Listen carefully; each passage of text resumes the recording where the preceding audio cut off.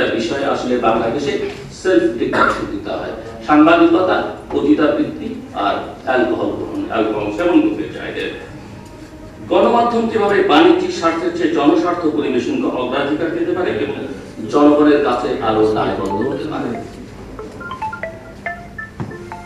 সরকারি বিজ্ঞাপন আমাদের ডিএপি নিয়ন্ত্রণ করেন, আপনারা জানেন। এবং এই আপনি যদি দেখেন যে বাংলাদেশে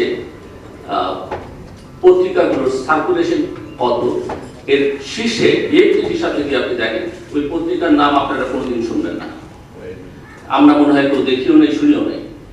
যেমন ধরেন, আমি যদি ইংরেজি দৈনিকের কথা বলি, বাংলাদেশে আমরা 4-5টার বেশি নাম উচ্চারণ করতে পারবো না হয়তো, কিন্তু আপনি দেখবেন ডেইলি স্টার সম্ভবত তালিকায় আছে 4-5 নম্বরে, নিউ স্টার আপনি পাবেন 14 বা 15 নম্বরে। এই হচ্ছে ডিএপির অবস্থা। এই জায়গায় কি করা যেতে পারে?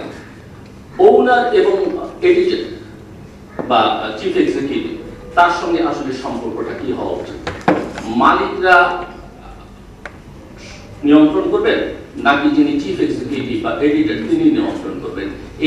এই জায়গাটা কয়েকদিন আগে ডেইলি স্টারের সম্পাদক মাহফুজ আনামের সঙ্গে আমার কথা হচ্ছিল। তিনি ডন পত্রিকার অফিসে গিয়েছিলেন এক সময় ভিজিট করতে, এবং মাহফুজ আনাম বলছিলেন যে ডন পত্রিকার মালিক তাকে এডিটরের রুমে নিয়ে গেছেন, এবং 27 বছরের ইতিহাসের বা 30 বছরের ইতিহাসে তিনি বলছিলেন যে এডিটর কখনো মালিকের রুমে যাননি, মালিক সবসময় এডিটরের রুমে গিয়েছেন। তো বাংলাদেশে আমরা তো জাস্ট আমি বাকিটা বলতে চাই না, আপনারা বুঝতে পারেন।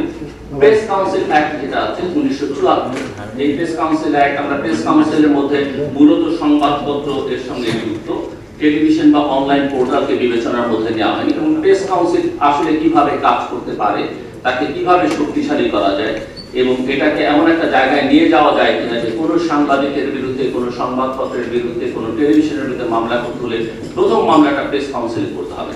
তো সেটা একটা বিবেচনার বিষয়। বাংলাদেশের সরকার নিয়ন্ত্রিত, পৃথিবীর সব দেশেই থাকে সরকার নিয়ন্ত্রিত গণমাধ্যম। আমাদের এখানে আপনারা জানেন যে বাংলাদেশ টেলিভিশন, বাংলাদেশের বেতার, বাংলাদেশ সংবাদ সংস্থা, এই প্রতিষ্ঠানগুলো আছে। এই প্রতিষ্ঠানগুলো থাকুক, তাতে কোনো অসুবিধা নেই। এই প্রতিষ্ঠানগুলো এক ধরনের সরকারের বয়ান প্রচার করুক, তাতেও কোনো অসুবিধা নেই। কিন্তু এই প্রতিষ্ঠানগুলো কতটা স্বাধীন সক্রিয়ভাবে করবে, তার যে সম্মান, সেই সম্মানটা সে রক্ষা করতে পারবে কিনা, সে অসত্য প্রচার করবে কিনা, অসত্য বয়ান প্রচার করবে কিনা, সরকারি বয়ান প্রচারের মধ্যে কোনো সমস্যা নেই। এই জায়গাগুলোকে একটু মনোযোগ দেওয়া দরকার।